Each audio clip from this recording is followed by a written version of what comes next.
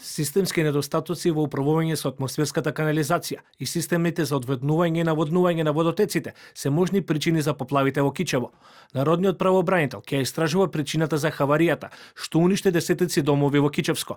Правобранителот доставила официјално барање до сите институции за итна и целосна проценка на причините за настанатата состојба. Според првичните податоци врз основа на фотодокументацијата и информации добиени од граѓаните, поплавите зафатиле јавни сообраќајници, стамбени објекти и објекти од јавен интерес, вклучително и образовни установи. Оваа состојба представува директна закана за безбедноста, здравието и имотот на граѓаните. Од општина Кичево велат дека активно се работи на надминување на проблемот, додека пак градоначалникот Александар Јовановски потврди дека се бара решение кое во иднина нема да предизвика вакви несакани последици. И имам веќе проект кој е, можам да кажам, 99% готов за комплетно уредување на речното корито, дислокација на оние објекти и оние куќи кои, морам да нагласам, за жал, на улица Прилепска се незаконски, без имотни листови, без дозволи за градба.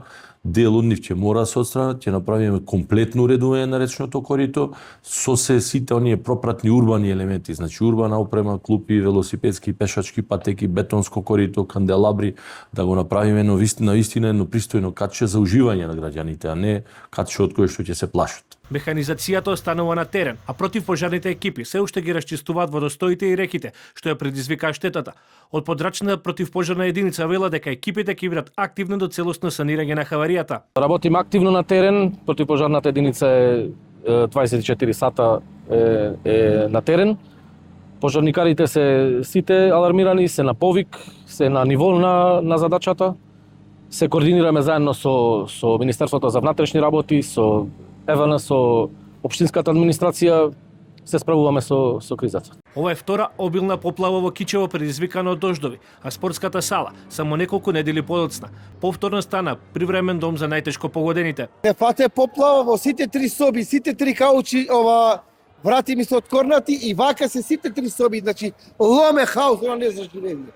И јас се плашам и да седам во куќата. Инаку, според информациите на надлежните во моментов на подрачје на Кичево, нема нови поплавување на објекти. Состојбата останува непроменета, а нивото на реките и водотеците е во намалување.